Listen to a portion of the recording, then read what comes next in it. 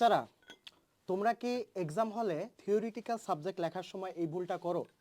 তোমরা ম্যাক্সিমামই যে কাজটা করো, পারো আর না পারো, তোমরা খাতা খালি ভরিয়ে ফেলো, অর্থাৎ প্যারাগ্রাফ লিখে তোমাদের খাতা ভরানোর টেন্ডেন্সিটা থাকে।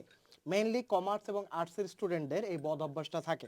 তো তোমরা যে কাজটা করতে পারো সেটা হচ্ছে তিনটা সিম্পল ফরম্যাট ব্যবহার করবা।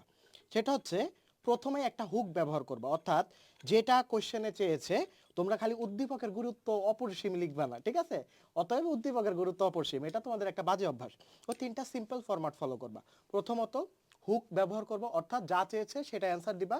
দ্বিতীয়ত সেই হুকটা বিল্ড আপ করবো, অর্থাৎ তোমার থিওরির সাথে উদ্দীপকের একটা কানেক্ট করবা। তারপরে তৃতীয়ত তুমি কনক্লুশন ব্যবহার করবা।